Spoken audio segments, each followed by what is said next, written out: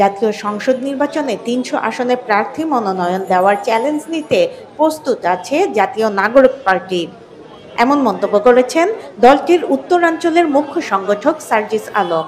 ৪ April দুপুরে রংপুরের কেরামতিয়া মসজিদে জুমার নামাজ শেষে তিনি সাংবাদিকদের এসব কথা বলেন। আমাদের যে রাজনৈতিক দল জাতীয় নাগরিক পার্টি এনসিপি মাত্র ১ মাস হয়েছে, আমরা আত্মপ্রকাশ করেছি। খুব স্বাভাবিকভাবেই এটি একটি বড় চ্যালেঞ্জ যে আগামী যদি ১ বছরের মধ্যে আমরা শুনতে পাচ্ছি যে ইলেকশনের কথা, অন্তর্বর্তীকালীন সরকার থেকে ডিসেম্বর জানুয়ারির কথা বলা হচ্ছে, এটি অবশ্যই আমাদের জন্য বড় একটি চ্যালেঞ্জ যে ৩০০ আসনে আমাদের যে বিভিন্ন প্রার্থী যে রয়েছে তাদেরকে মনোনয়ন দেওয়া। কিন্তু আমরা মনে করি যে এই চ্যালেঞ্জ নিতে কিন্তু আমরা অভ্যস্ত এবং প্রস্তুত। সো আমরা আমাদের জায়গা থেকে সর্বোচ্চ চেষ্টা করব যেন যোগ্য, সৎ এবং দেশপ্রেমিক প্রার্থীদেরকে আমরা ৩০০ আসনে মনোনয়ন দিতে পারি। লক্ষ্য আমাদের ৩০০ আসন আমরা সর্বোচ্চ চেষ্টা করে যাব, তবে এটি বড় একটি চ্যালেঞ্জ এবং আমরা সেই চ্যালেঞ্জ নিতে প্রস্তুত। জনগণের চাওয়া অনুযায়ী আগামীর বাংলাদেশ গড়তে এনসিপি কাজ করবে বলে জানিয়েছেন সার্জিস আলম। জনগণ আসলে কি চায়, এত ত্যাগের পরে, রক্তের পরে যে নতুন বাংলাদেশে, এই বাংলাদেশে তাদের চাওয়া কি, সেগুলো শুনতে আমরা তাদের কাছে যাব। আমরা সেই কাজগুলোই করছি।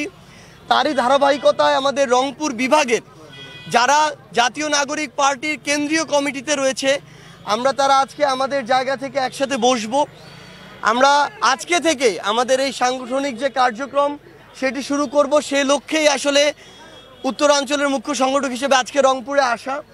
এবং আমরা আমাদের জায়গা থেকে মনে করি যে আমাদের চোখের সামনে ওই জুলাই আগস্টে যে রক্তাক্ত নিথর দেহগুলো ছিল, লাশগুলো ছিল, সেগুলোকে যদি আমরা সামনে রাখতে পারি তাহলে আমরা এই ২৪শে জুলাইয়ের অভ্যুত্থানের যে স্পিরিট সেটা থেকে কখনো বিচ্যুত হব না এবং আমরা জনগণের চাওয়া অনুযায়ী আগামীর বাংলাদেশে কাজ করে যেতে পারবো। এবং আমরা যদি জনগণের জন্য কাজ করতে পারি তাহলে জনগণই আমাদেরকে তাদের রায় দিয়ে সংসদে নিয়ে যাবে। এপ্রিল মাসেই জেলা ও উপজেলা কমিটি দেখতে পারবেন বলে জানান সার্জিস এবং কমিটির নেতৃত্বে তরুণ নির্ভর থাকবে, তবে অগ্রজরাও গুরুত্ব পাবে বলে জানান তিনি।